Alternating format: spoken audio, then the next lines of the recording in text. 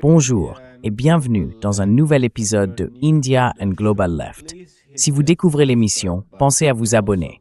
Et si vous le pouvez, devenez membre sur YouTube, soutenez-nous sur Patreon ou faites un petit don grâce au lien dans la description.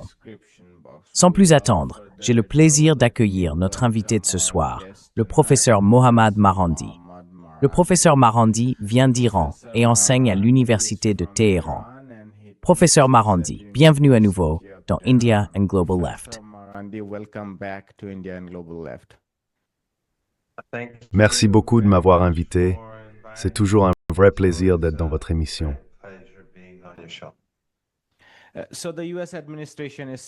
Donc, l'administration américaine dit avoir annulé ses frappes contre l'Iran et qu'elle est très proche d'un accord.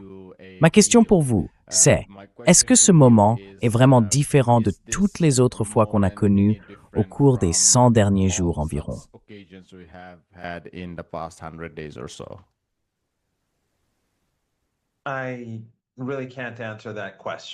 Je ne peux vraiment pas répondre à cette question. C'est impossible à dire. Ce qui s'est passé, c'est que, comme vous le savez, et je crois qu'on en avait déjà parlé, les Iraniens et le régime Trump étaient proches d'un accord. Les principes de cet accord prévoyaient que dans une première phase, les États-Unis mettraient fin au génocide à Gaza, ainsi qu'à la guerre et au génocide au Liban. Ils mettraient aussi fin au blocus du détroit d'Ormuz. Ils lèveraient ou suspendraient les sanctions sur les exportations d'énergie iranienne pendant toute la durée de l'accord.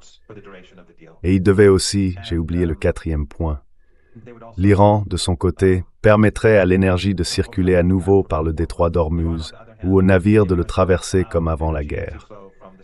Mais les Iraniens continueraient à contrôler le détroit. But the Iranians will continue to control the strait. Iran is not going to agree with the United States on anything about. L'Iran n'a pas l'intention de s'entendre avec les États-Unis sur quoi que ce soit concernant le contrôle du détroit, les droits de passage ou quoi que ce soit de ce genre. Tout ça restera comme avant. Et l'Iran déclarera aussi qu'il ne cherchera pas à se doter de l'arme nucléaire, ce que les Iraniens répètent depuis des décennies. Ensuite, si cette situation se maintient pendant 2 mois, les États-Unis libéreront les avoirs iraniens volés parce qu'ils ont pris, au fil des ans, 24-25 milliards de dollars d'avoirs iraniens. Ils en rendraient donc la moitié immédiatement et l'autre moitié à la fin des 2 mois. Ce serait la première étape. Puis, au cours de ces 2 mois, les 2 parties négocieraient sur la levée des sanctions, sur l'uranium enrichi de l'Iran et bien sûr sur le programme nucléaire.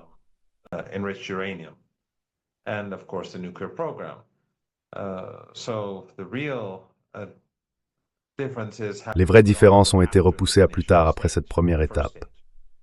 Pour les Iraniens, ce qui compte avant tout, c'est que le génocide à Gaza et celui au Liban cessent. Et c'est assez frappant de voir que dans tout le monde où nous vivons, le seul pays qui pousse les États-Unis à agir sur Gaza et sur le Liban, c'est l'Iran.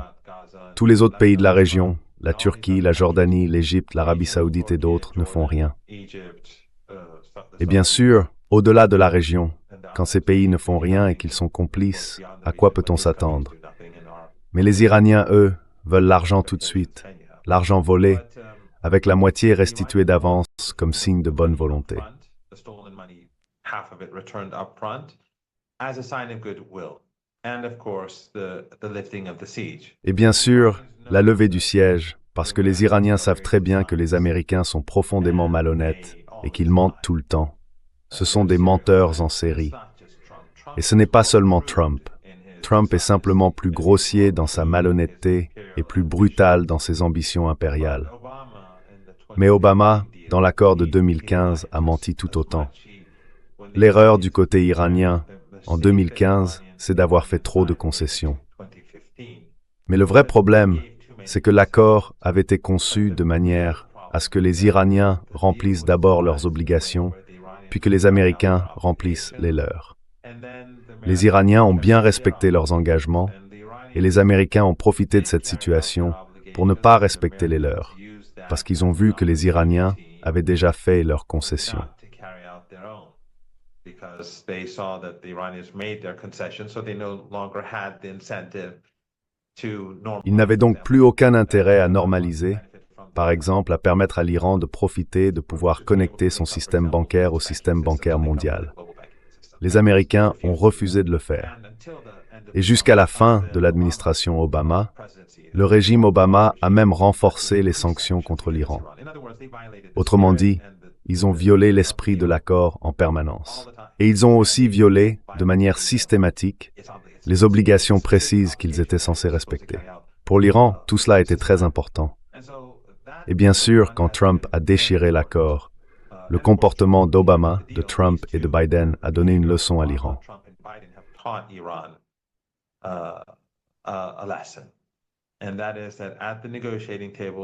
À la table des négociations, il faut être très prudent et surtout très ferme avec les Américains. Il faut s'assurer qu'ils remplissent leurs obligations avant que vous ne remplissiez les vôtres, parce qu'ils auront tendance à ne pas le faire. En tant qu'empire, ils pensent qu'ils ont des privilèges et des droits particuliers et que vous n'êtes pas leur égal. D'une certaine manière, le sionisme et l'exceptionnalisme américain se ressemblent beaucoup. Ils se considèrent comme des êtres supérieurs et nous comme des êtres inférieurs. Le sionisme, bien sûr, c'est pire encore. Il considère les autres comme des sous-hommes, indignes de vivre. Mais l'exceptionnalisme américain n'est pas très loin derrière. American exceptionalism is far behind.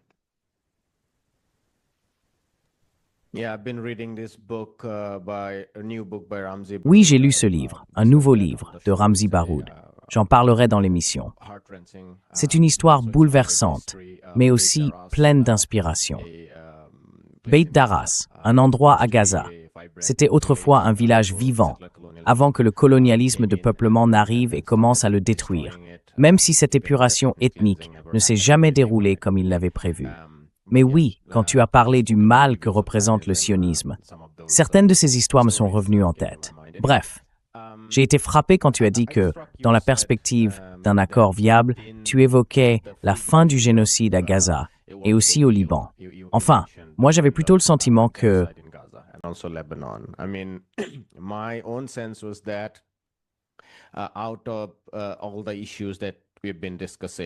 parmi tous les sujets dont on a parlé, disons pour simplifier, ceux qui concernent plutôt les affaires internes de l'Iran, comme les avoirs volés, les fonds gelés, les sanctions ou le stock d'uranium. J'ai eu le sentiment que ce sont des questions relativement plus faciles à traiter.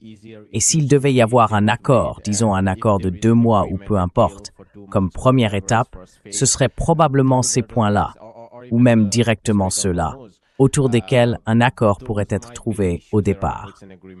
En revanche, les questions régionales, celles qui concernent le Liban et d'autres alliés dans la région, les bases américaines, dont l'Iran insiste beaucoup pour qu'elles soient retirées, j'ai eu le sentiment que ce sont des sujets bien plus difficiles à résoudre par un accord. Ces choses-là, à mon avis, se décideront davantage sous l'effet de l'histoire, au fil de l'évolution sur le terrain et du rapport de force entre les acteurs. Mais vous avez dit que la fin du génocide est une priorité absolue. Pouvez-vous expliquer?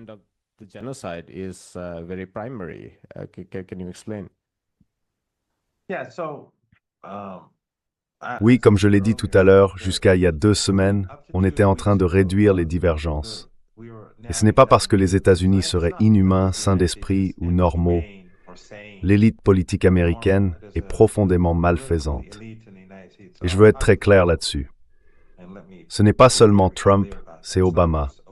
C'est Netanyahou, c'est lui en réalité le président des États-Unis, mais c'est aussi Obama, c'est Biden, et ce sont les sénateurs. C'est toute la classe politique et leurs maîtres. Donc vous voyez la force de l'histoire. Si on la laisse faire, sans l'intervention de l'Iran, cette force de l'histoire conduirait à l'extermination des Palestiniens et à celle des Libanais, parce que c'est exactement ce qu'ils sont en train de faire.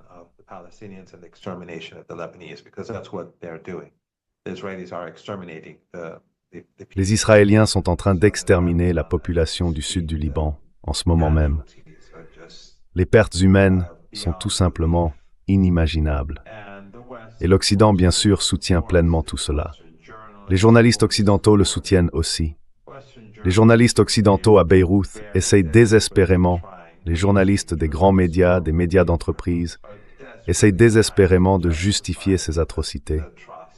Ils parlent de cibles du Hezbollah, de bastions du Hezbollah.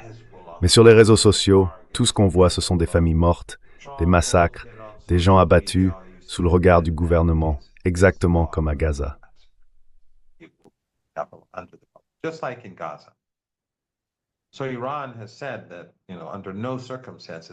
L'Iran a déclaré que, quoi qu'il arrive, il n'y aura pas d'accord sans le Hezbollah. Maintenant, pour Gaza, c'est un peu plus compliqué que pour le Liban, parce que malheureusement, avec la complicité de la Jordanie, d'Erdogan, des régimes arabes du Golfe Persique, de l'Égypte et d'autres encore, ainsi que de plusieurs dirigeants régionaux et internationaux, Trump a imposé un faux cessez-le-feu. Tous ces gens se sont réunis en Égypte pour blanchir son génocide et pour approuver ce cessez-le-feu. Depuis, près d'1 millier de Palestiniens ont été massacrés et le régime israélien a franchi cette ligne jaune tracée de manière injuste en s'emparant de plus en plus de territoires.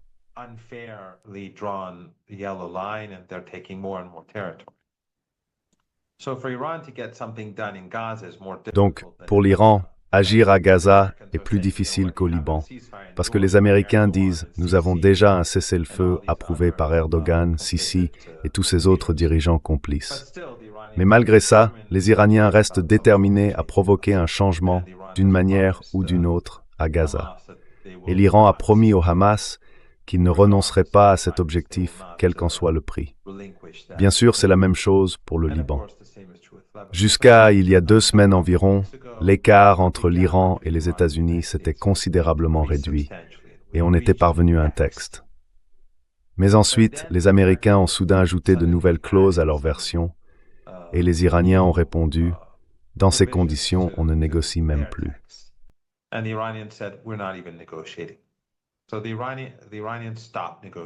Alors les Iraniens ont arrêté de négocier.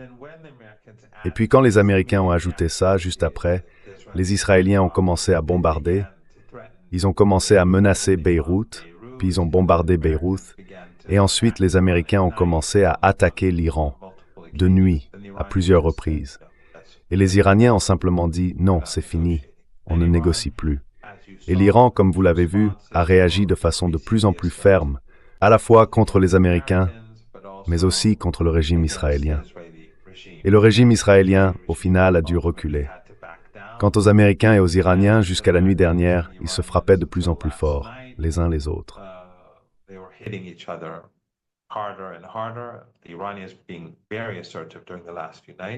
Les Iraniens se montraient très affirmés ces dernières nuits.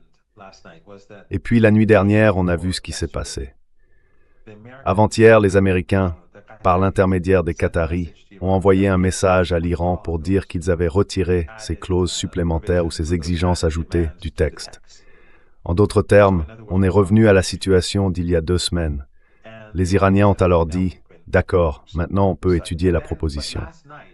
Mais ensuite, la nuit dernière, Trump a lancé toutes ces menaces en disant qu'il allait détruire l'Iran pour provoquer, enfin, vous voyez. Bref, mercredi, les Américains ont envoyé ce message et dans la nuit de mercredi, ils ont attaqué l'Iran.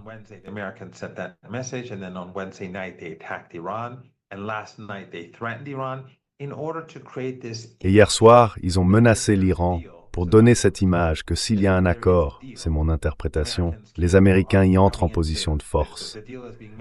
Parce qu'en réalité, les Américains ont reculé. Ils ont abandonné leurs nouvelles exigences. Donc si Trump signe un accord maintenant, il aura l'air faible.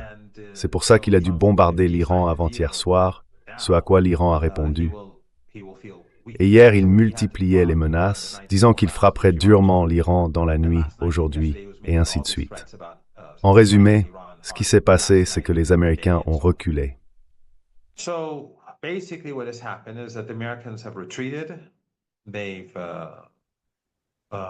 Et maintenant, on a un texte sur lequel les 2 parties sont très proches de trouver un accord. Mais il n'y a pas encore d'accord final. Et bien sûr, la mise en œuvre de cet accord, c'est une chose. Sa durabilité, c'en est une autre. Et puis il y a encore les négociations à venir sur les sanctions et sur le programme nucléaire, parce que l'Iran n'acceptera pas la position des États-Unis selon laquelle on ne peut pas lever les sanctions. Ce n'est pas une option. Et les Iraniens n'accepteront pas non plus la fin de l'enrichissement ni la fin du programme nucléaire iranien. Et il est clair qu'ils ne vont pas non plus négocier leur programme de missiles ni leurs alliances avec les pays de la région.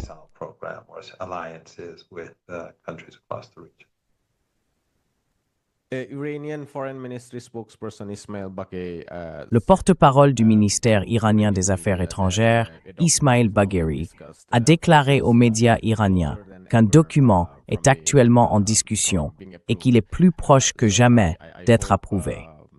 J'espère donc qu'il inclura certains des points que vous venez de mentionner, qui pourraient servir de première base d'accord sur lesquels construire quelque chose. Ensuite, il faudra voir ce qui suivra. Juste une précision sur ma façon d'utiliser l'expression « la force de l'histoire ». Je ne voulais pas dire forcément sans l'intervention de l'Iran. Ce que je voulais dire, c'est que par exemple, la fin des bases américaines dans la région ne se signera pas sur un papier blanc ou rouge, parce que ce serait comme la fin d'un empire, d'un seul coup.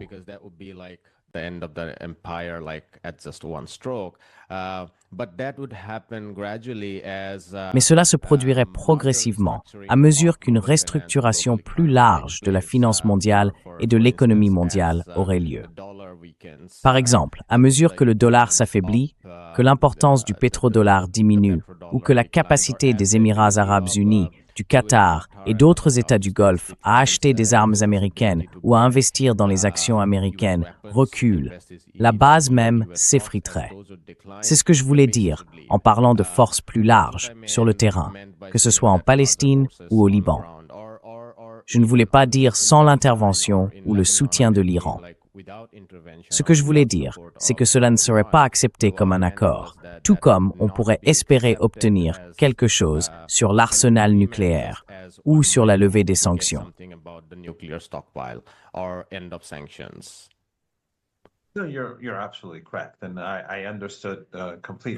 Tu as tout à fait raison, et j'ai bien compris. Je voulais simplement souligner la nature de l'empire et du régime israélien. Bien sûr, les bases américaines dans la région du Golfe Persique ne redeviendront jamais ce qu'elles étaient avant, et ce pour deux raisons. D'abord, parce qu'elles ont été détruites très facilement par l'Iran, et qu'au cours des dernières nuits, elles ont encore été plus gravement endommagées par les Iraniens. Ensuite, enfin, il y a en fait trois raisons. La deuxième, c'est que les Iraniens vont continuer à contrôler le détroit d'Ormuz et qu'ils ne permettront plus à l'armée américaine de l'utiliser. Et la troisième raison, c'est exactement ce que tu disais. Même si on avance et que la guerre ne reprend pas, les pays arabes du Golfe Persique ne seront plus jamais comme avant. Ils sont durablement affaiblis.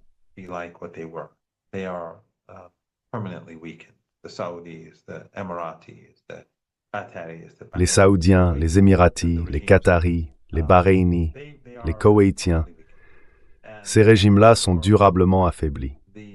Et donc les États-Unis, qui ont été durement touchés, n'ont plus le même intérêt financier.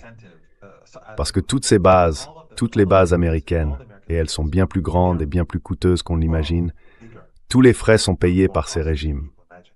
Les États-Unis, eux, ne paient rien. Ce n'est pas seulement le terrain gratuit, ou l'électricité, ou l'eau. Ils financent absolument tout ce qui est fait. Et ce modèle-là n'est pas viable. Reconstruire ces bases coûterait énormément d'argent.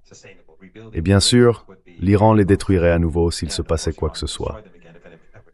L'argent, tout simplement, ne sera plus là comme avant. Donc vous avez tout à fait raison. Les forces de l'histoire vont transformer la région au détriment du sionisme et des États-Unis. Mais c'est un processus.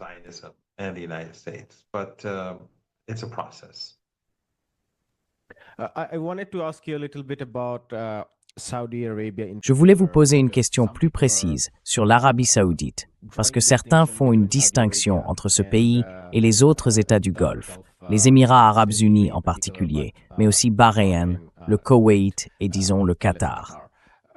L'analyse, c'est qu'il pourrait y avoir plus de marge pour une coopération entre l'Iran et l'Arabie saoudite qu'entre l'Iran et les Émirats. En partie parce que l'Arabie saoudite est plus ouverte vers d'autres régions d'Asie, notamment à travers le Pakistan.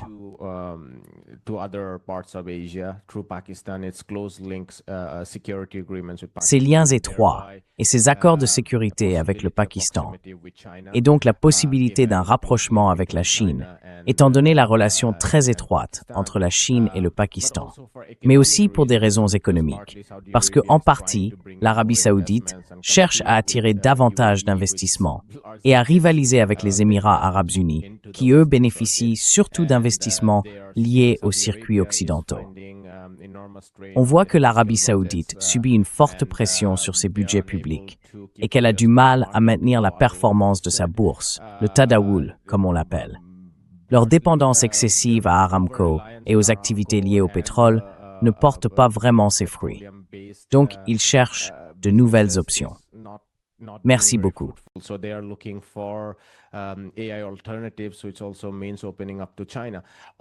Alors que la guerre a profondément transformé le paysage de l'Asie de l'Ouest, avec l'Iran devenu un acteur plus puissant qu'auparavant dans la région, et l'Arabie saoudite qui reste importante à sa manière, contrairement aux plus petits États comme le Koweït, le Qatar ou les Émirats arabes unis, pensez-vous qu'il y aura une coopération plus étroite entre l'Iran et l'Arabie saoudite pour tenter de sortir la région de l'influence de l'Occident et de l'impérialisme occidental?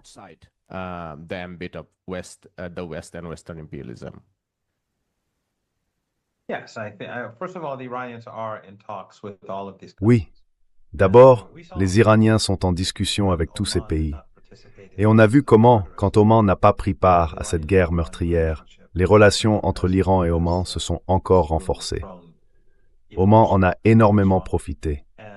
Il y a eu, au tout début de la guerre, 2 ou 3 opérations sous faux drapeau menées contre Oman. Mais le gouvernement omanais savait que ce n'était pas l'Iran. Et les autres pays, eux, ont payé le prix de leur complicité dans l'offensive contre le peuple iranien. Mais les négociations avec ces pays ont connu des degrés de réussite différents.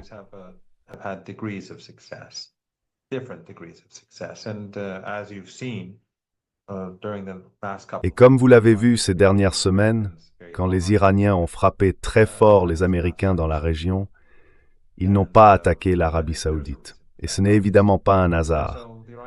Les Iraniens essayent d'éloigner l'Arabie saoudite des États-Unis parce qu'il est dans notre intérêt d'avoir de bonnes relations avec les Saoudiens et dans l'intérêt de tout le monde que les deux camps améliorent leurs relations. L'Iran veut affaiblir la présence de l'Empire en Asie de l'Ouest. À Téhéran, Empire est le vrai problème dans la relation, dans toutes les relations de la région.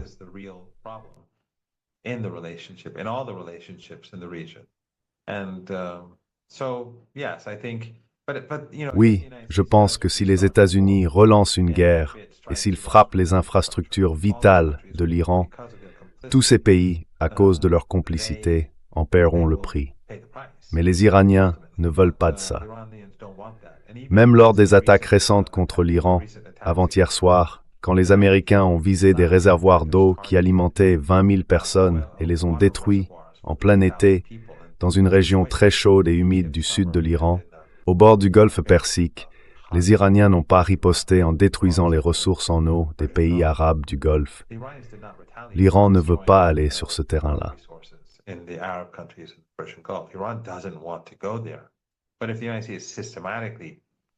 Mais si les États-Unis s'en prennent systématiquement aux infrastructures vitales de l'Iran, alors l'Iran n'aura pas le choix. Et vous savez, pendant cette guerre, les Iraniens ont été très prudents pour éviter de tuer des civils. J'ai vérifié sur DeepSeek, et ces pays du Golfe Persique ont déclaré que leur perte collective s'élevait à 20 personnes. 20 morts pendant les 39 jours de violence, alors qu'en Iran, on compte 3500 victimes. Mais si on regarde les dégâts subis par ces 5 régimes arabes, les destructions sont énormes. Cela montre bien que les Iraniens font beaucoup plus attention à ne pas tuer de civils que, bien sûr, les Américains et les Israéliens. Eux, ils prospèrent en massacrant des civils.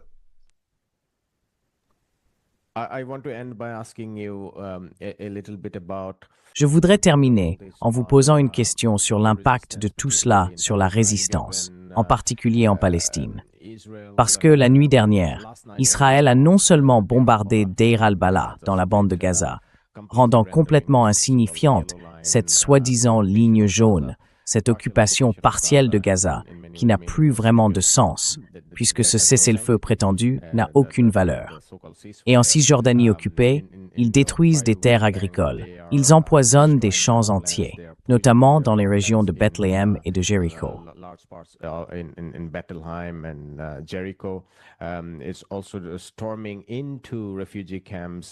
Il y a aussi des raids dans les camps de réfugiés, dans les villes autour de Naplouse et ailleurs. Et les blocs de colonies continuent d'augmenter. Il y a 2 jours, 62 nouveaux blocs de colonies ont été officiellement autorisés. Et l'histoire continue, encore et encore. Certains chercheurs palestiniens ont fait remarquer que le début de la guerre avec l'Iran avait détourné l'attention mondiale, qui jusque-là était très concentrée sur la Palestine et sur Israël. Pensez-vous, ou plutôt, de quelle manière, si cette guerre ouverte entre les États-Unis et l'Iran prenait fin, cela pourrait-il influencer la résistance contre l'occupation en Palestine?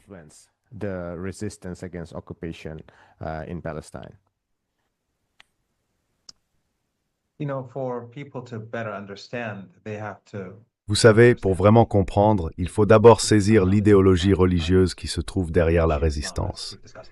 L'islam chiite, comme on en a déjà parlé, est un élément très fort de cette idéologie. Sa vision de la religion, sa manière de concevoir le monde, repose sur cette idée de soutenir les opprimés et de se dresser contre les oppresseurs. Et pour les Iraniens, les Palestiniens sont au cœur de cette vision du monde. Depuis quelques décennies, certains pays puissants de la région ont utilisé le sectarisme pour diaboliser l'Iran et les chiites en diffusant de la désinformation, des mensonges et de la calomnie.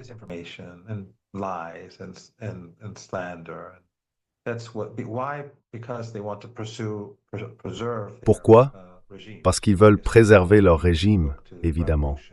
Ils ne veulent pas que les gens se tournent vers la révolution ou ce genre d'exemple pour s'en inspirer. Et puis, il y a une deuxième raison, cacher leur complicité ou la justifier. Parce que les gens se demandent, par exemple, pourquoi l'Iran fait ceci alors que la Turquie transporte du pétrole vers Israël, ou pourquoi le Hezbollah agit ainsi alors que les Égyptiens regardent. L'armée égyptienne regarde des enfants se faire massacrer à Gaza sans rien faire.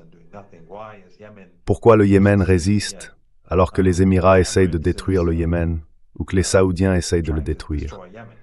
Donc pour eux, le moyen le plus simple, c'est la calomnie.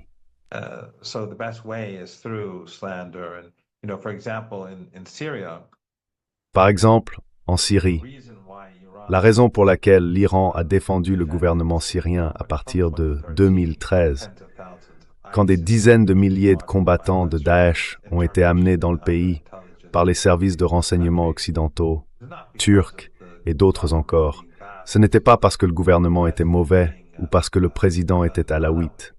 Ça n'avait rien à voir avec ça. C'est parce que l'Iran savait qu'il s'agissait d'un complot de l'Empire. Et c'est aussi pour ça que le Hezbollah est intervenu. On a vu ensuite que l'Empire a sapé tout cela et qu'il a maintenant installé un supplétif de Daesh et d'Al-Qaïda qui agit pour le compte de l'Empire en essayant de fermer la frontière entre la Syrie et le Liban pour empêcher l'Iran d'acheminer son soutien au Hezbollah.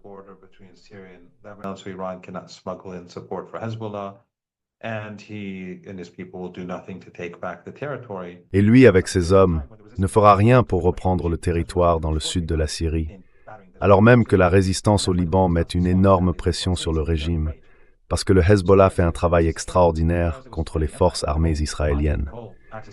Et c'est pour ça que le régime, dans sa rage, massacre sans cesse des familles et détruit des vies entières. The way they target Iran is always inconsistent. So, for example, in Afghanistan, Par exemple, en Afghanistan, même si les talibans ont été créés par les Américains, les services de renseignement pakistanais, les Saoudiens et les Émiratis, après leur renversement par les Américains et l'occupation du pays, l'Iran a peu à peu commencé à dialoguer avec eux.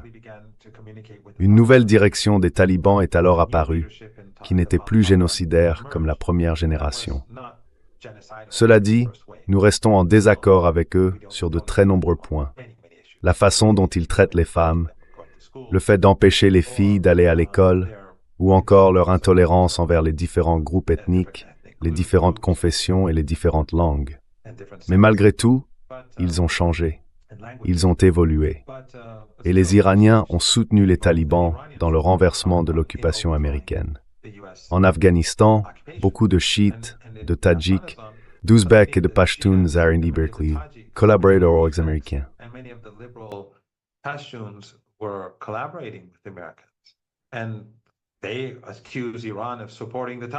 Et ils ont accusé l'Iran de soutenir les talibans, alors que, c'est exactement l'inverse de ce qu'on reproche à l'Iran en Syrie. Mais en réalité, il y a une cohérence dans la position de la communauté iranienne et du camp de la résistance. Pour eux, le mal absolu, c'est l'empire. C'est l'empire qui crée l'extrémisme et le terrorisme, qui monte les pays et les communautés les uns contre les autres pour garder son autorité et son pouvoir. Donc en Afghanistan, je dirais que ce qu'a fait l'Iran, c'était la position moralement juste. Et à long terme, ça profite à tout le monde. Ce que l'Iran a fait en Syrie, et ce que le Hezbollah a fait en Syrie, c'était aussi la position moralement juste. Et ceux qui ont encouragé le sectarisme, la haine raciale et tout le reste en Syrie, en réalité, servaient les intérêts de l'Empire.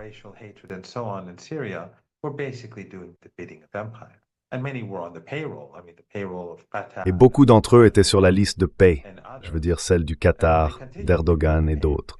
Et ils le sont toujours. Donc évidemment, ils ont un intérêt direct dans tout ça. Mais ces gens-là, tout en étant prêts à tuer des Syriens, ne font jamais rien contre le régime israélien. En fait, ils font exactement le contraire. Pendant des décennies, alors que l'Occident diabolisait l'Iran, ce récit a été très efficace dans le monde entier, parce qu'ils avaient une énorme influence sur les médias internationaux. Les médias occidentaux étaient la principale source d'information pour beaucoup de médias locaux à travers le monde. Et donc, ils ont été très efficaces pour diaboliser. Et puis, ces dictatures arabes du Golfe Persique, grâce à leur immense richesse, ont aussi réussi à diaboliser la résistance aux yeux de leur propre population.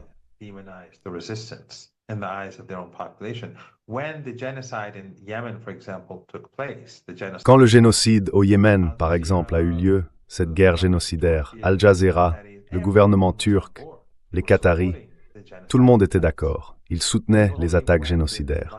Et ce n'est que lorsque la rupture entre les Émirats, les Saoudiens et le Qatar a conduit au blocus du Qatar que ce dernier s'est éloigné de cette politique.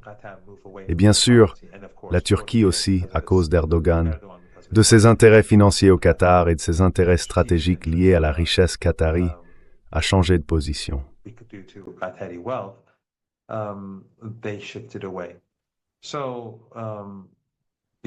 Le point, c'est que pendant que tout ça se passait, Ansar Allah, qui sont devenus les héros de la région et même au-delà, alors qu'Israël commettait un génocide à Gaza, il faut se rappeler que quelques années plus tôt, beaucoup de gens leur étaient hostiles. Et ça, c'était à cause d'Al Jazeera, d'Al Arabiya et des centaines de chaînes financées par ces gouvernements, des chaînes religieuses, mais aussi d'autres types de médias. Ils ont un réseau immense, vraiment immense. Ils financent des mosquées partout dans le monde, des centres culturels, des médias.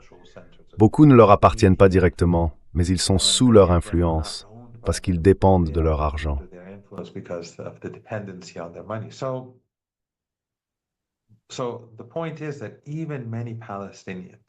Le fait est que même beaucoup de Palestiniens avaient une image négative de l'islam, à cause de ce sectarisme, de cette haine raciale, de ces récits diffusés jour et nuit dans les médias arabes et bien sûr dans le monde entier. Comme je l'ai dit, l'Occident. Mais malgré tout cela, les Iraniens, conscients de cette perception négative, ont continué à œuvrer pour la libération du peuple palestinien. Aujourd'hui, on voit les gens se réveiller à la réalité de ce que signifie la résistance et de ce que représente l'axe de la résistance. Le discours dominant a toujours été qu'Iran se servait des Palestiniens pour en tirer profit. Mais les Iraniens ont énormément souffert et la guerre leur a été imposée. Pourtant, ils ont refusé d'abandonner la cause palestinienne. Et bien sûr, le summum de l'humanité, le véritable sommet de l'humanité, se trouve au Liban. Parce qu'ils sont entrés dans la bataille pour détourner les forces israéliennes quand le génocide a commencé, afin d'empêcher Gaza d'être submergé.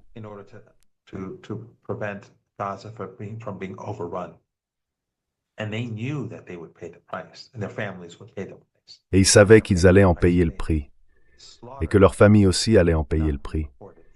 Et aujourd'hui, ils payent ce prix. Le massacre au Liban n'est pas rapporté. C'est incroyable, c'est immense. Et puis il y a cette conspiration malveillante au Liban contre la résistance, le régime en place, le président et le premier ministre, avec le soutien des ambassades occidentales, des ONG occidentales et de ces régimes arabes du Golfe Persique qui financent leurs groupes d'Al-Qaïda, leurs wahhabites et salafistes takfiri. Ils empêchent les réfugiés du Sud de se rendre dans d'autres régions du Liban, en attisant les haines religieuses et communautaires. Donc au lieu de les soutenir face au régime israélien, ils essayent de les encercler, et ils bloquent l'aide venant d'Iran et d'Irak, des tentes, des couvertures, de la nourriture, tout.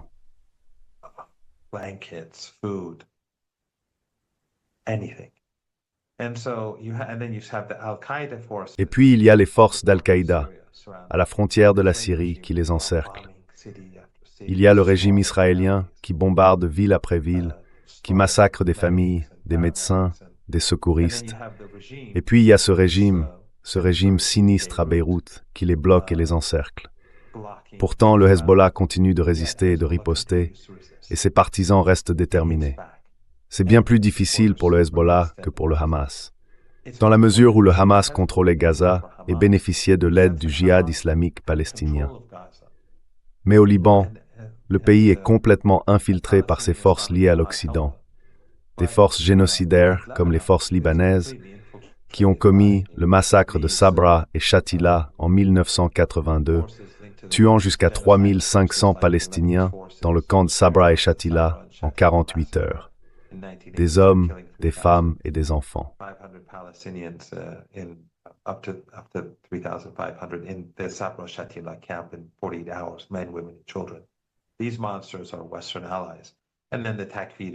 Ces monstres sont des alliés de l'Occident. Et puis il y a les Takfiris et les autres. Le Hezbollah est donc encerclé, de l'intérieur comme de l'extérieur, par Al-Qaïda et par Daesh.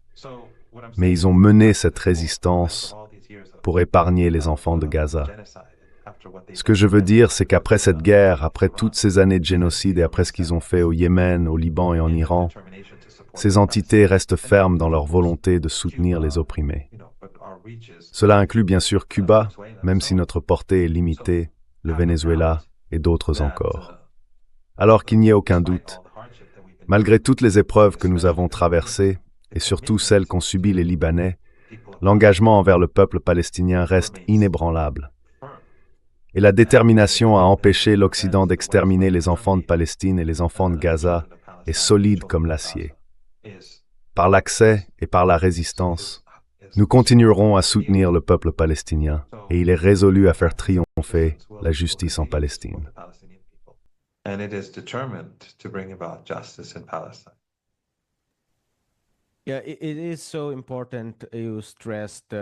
Oui, c'est vraiment important que vous ayez insisté sur la dimension morale en expliquant la logique de la politique étrangère iranienne.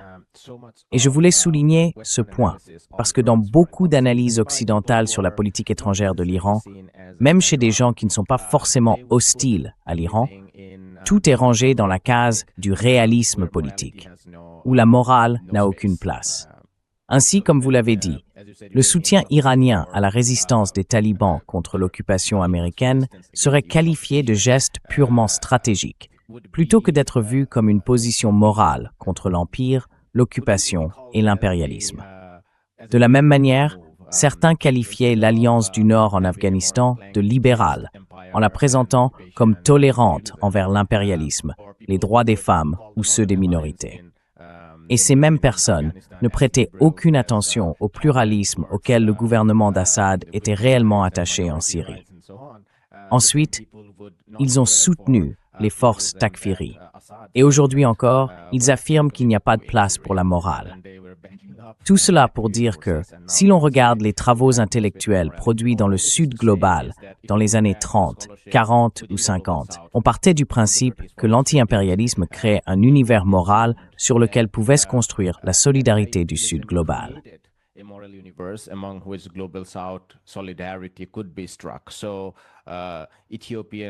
Donc la résistance éthiopienne contre l'occupation italienne pouvait inspirer ou donner un sens à la résistance indienne contre l'occupation britannique, ou encore à la résistance indonésienne contre l'occupation néerlandaise. Mais aujourd'hui, ce que j'essaie de dire, c'est qu'on voit quelque chose de similaire comme vous venez de l'expliquer. Sauf que dans le récit occidental, tout ce que fait le Sud global ou ce que fait l'Iran, c'est simplement de la réelle politique. Il n'y aurait aucune dimension morale. Tout serait motivé uniquement par l'intérêt propre. Je ne dis pas qu'il n'y a pas d'intérêt propre, bien sûr. Quand on est un État, on doit se protéger.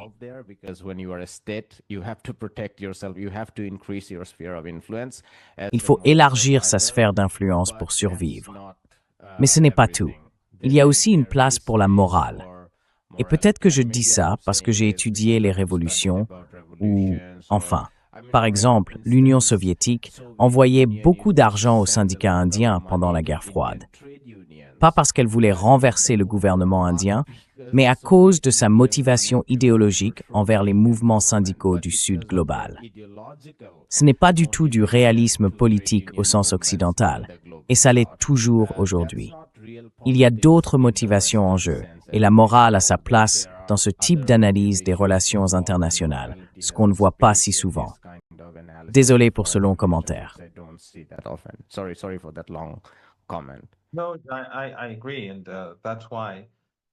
Non, je suis d'accord. Et c'est pour ça que, pour les Iraniens, ce qu'ils ont fait en Syrie, en Irak ou en Afghanistan repose sur les mêmes principes moraux et non sur le sectarisme. Si c'était fondé sur le sectarisme, les talibans ne seraient pas au pouvoir aujourd'hui. Ce serait encore l'occupation américaine. Donc l'Iran fait des choix, et ces choix reposent, comme je l'ai dit, sur l'idéologie religieuse qui domine en Iran. Je ne dis pas que l'Iran est une utopie, mais l'axe de la résistance est vraiment unique dans le monde actuel. Il n'y a rien de comparable. Et c'est pour ça que je m'engage, parce que j'y crois.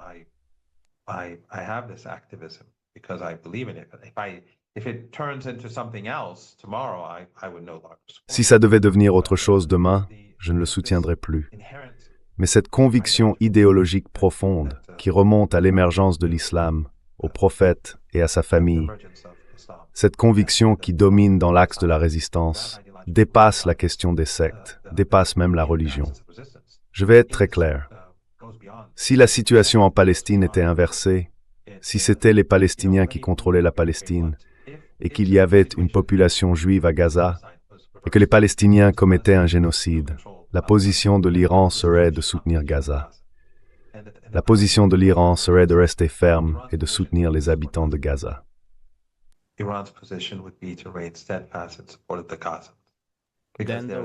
Alors, l'Occident dirait que c'est les chiites qui agissent contre les sunnites, parce qu'ils ont toujours ce récit-là.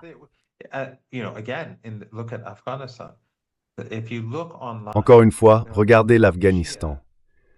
Si vous allez en ligne, vous verrez beaucoup d'Afghans chiites installés en Occident qui jour et nuit attaquent l'Iran. Pourquoi? Parce que leurs intérêts ont été détruits à cause de la chute du gouvernement. Mais je ne leur souhaite aucun mal, à aucun d'entre eux, et je ne souhaite de mal à personne dans cette région. Ce que je veux dire, c'est que, moralement parlant, l'occupation de l'Afghanistan par les États-Unis, c'est le mal absolu. Tout comme la sale guerre en Syrie, c'est aussi le mal absolu. Et ceux qui y ont pris part ont participé à la conspiration de l'Empire.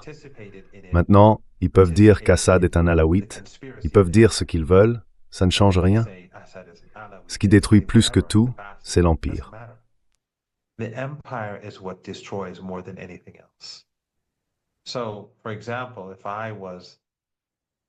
Par exemple, si j'avais la possibilité d'aider Cuba contre l'Empire, peu m'importe que le gouvernement cubain soit communiste.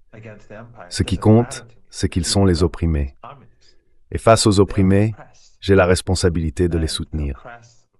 C'est pour ça que l'Iran a soutenu la résistance contre l'apartheid en Afrique du Sud. C'est pour ça aussi que quand la Bosnie était sur le point d'être rayée de la carte, aucun autre pays n'a aidé les Bosniaques. Les Bosniaques étaient sunnites. L'Iran est allé en Bosnie et a investi en Bosnie. Des Iraniens sont tombés là-bas. Le frère d'un de mes amis a été martyrisé en Bosnie. Il s'appelait Nawab. En arabe, on dirait Nawab. Pourquoi? Parce qu'ils étaient les victimes.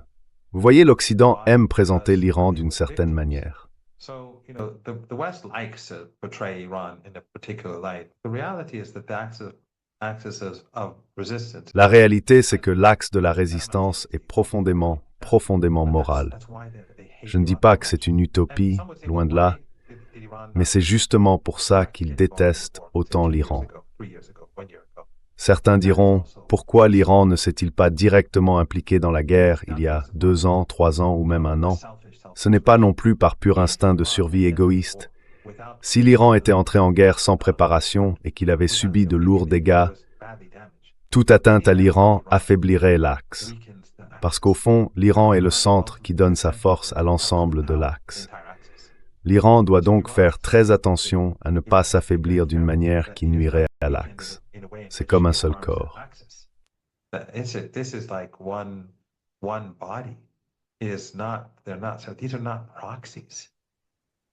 Ce ne sont pas des supplétifs. L'Occident aime les appeler comme ça parce qu'ils sont efficaces. Les régimes arabes, eux aussi, les appellent des supplétifs. Parce que c'est comme ça qu'ils fonctionnent. Ils paient. Mais ici, c'est une fraternité, ou si vous préférez parler aux féministes, une sororité. Pour nous, ces liens sont très profonds. Je pense que le sommet de l'humanité se trouve dans cet axe.